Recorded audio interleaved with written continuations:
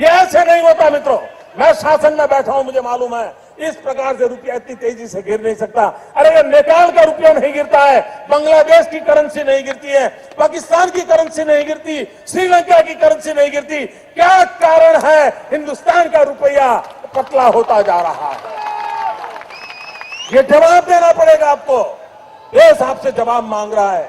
Hello अस्सलाम वालेकुम दोस्तों, मेरा नाम है आरमान और आप लोग देख रहे हो द पंच न्यूज़। दोस्तों आज मैं आप लोगों के सामने हमारा इंडियन रुपीस के बारे में दो चार बात बोलने आया हूं दोस्तों, क्योंकि आज 2025 है दोस्तों।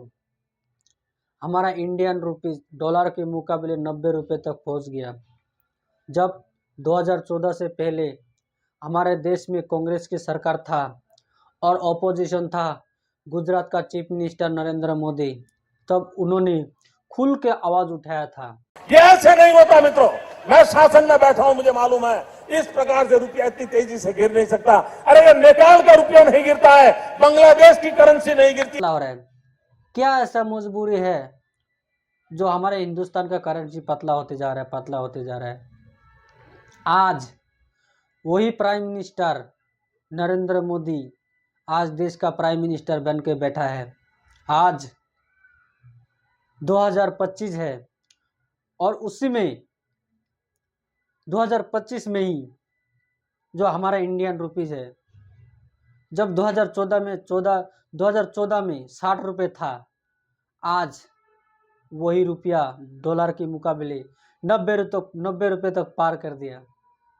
आज इसका जिम्मेदारी कौन ले रहा है, इसका जवाबदेही कौन दे रहा है? आज कहा गया मोदी जी आपकी वो वाला भाषण, क्या आप पीएम में बैठ के, क्या आप कभी भी बैठ के अपना पुरानी भाषण को सुनते हो?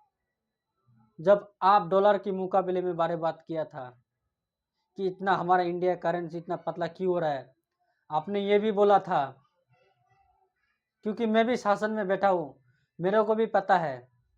तो आज शासन में बैठा हो मोदी जी आप, तो आप थोड़ा सा खुल के बताइए कि क्यों पतला हो रहा है हमारा इंडिया का करेंसी।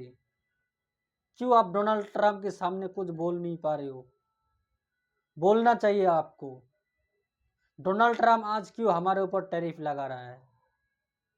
क्यों हम बाहर से क्रूड ऑयल को महंगे में खरीद रहा है? तो दोस्तों ये सब नेताओं के सामने नेताओं का नुकसान नहीं होने वाला है। ये जो भी नुकसान हो रहा है दोस्तों, ये हमारा देश का जो आम आदमी गरीब इंसान है, ये इन लोगों के ऊपर भारी पड़ने वाला है दोस्तों। मैं बताता हूँ दोस्तों कैसे भारी पड़ने वाला है। दोस्तों जैसे रोजमर्रा की सामान चाहिए हम लोगों को, कैसे मैं बताता हूँ। तेल, आटा, दाल, चावल, नून, साबुन, ये छोटी मोटी चीज़ों का हमारा ज़रूरत पड़ता है दोस्तों। जब हमारा करेंसी पतला होते जाएगा, जब हम लोग अपना पैसे को लेकर दुकान में किसी सामान को खरीदने जाएंगे, तब हमारा ये सब चीज़ों का महंगा हो जाएगा दाम। तब हमें पैसा ज़्यादा देना पड़ेगा। 10 रुपये की सामान को 11 रुपये देना पड़ेगा, 20 रुपये की सामान को 21 रुपये देना पड़ेगा दोस्तों। इसलिए ऐसे ही होता है करेंसी हमारा पतला। और दूसरी बात मैं दोस्तों आप लोगों को बताना चाहता हूँ, जैसे हम लोग बाइक में पेट्रोल डाल के चलाते हैं दोस्तों, जैसे हम लोग घर में खाना बनाते हैं दोस्तों, किससे बनाते हैं? गैस से। गाड़ी किससे चलाते हैं? डीजल से। हवाई जहाज किससे चलाते हैं? पेट्रोल डीजल से चलाते हैं, ईंधन से। वो आज महंगा क्यों हो गया? क्योंकि दोस्तों डोनाल्ड ट्रंप ने हमारे ऊपर टैरिफ लगाया है, 50% की टैरिफ लगाया है। ईरान के ऊपर से तेल खरीद रहे थे हम, उसके ऊपर बैंड लगा दिया है। रसिया से पेट्रोल खरीदते हैं हम, उसके ऊपर बैंड लगा दिया है। तो दोस्तों आप लोग देखिए दोस्तों, अब इसी की मारे से आज हमारा करेंसी पतला हो गया है।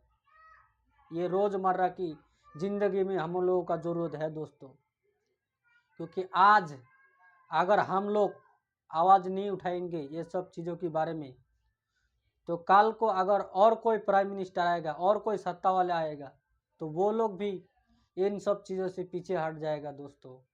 हमें लगता है हमें ये सब चीज़ों से पीछे हटना नहीं चाहिए, हमें मुखरता से आवाज़ उठाना चाहिए।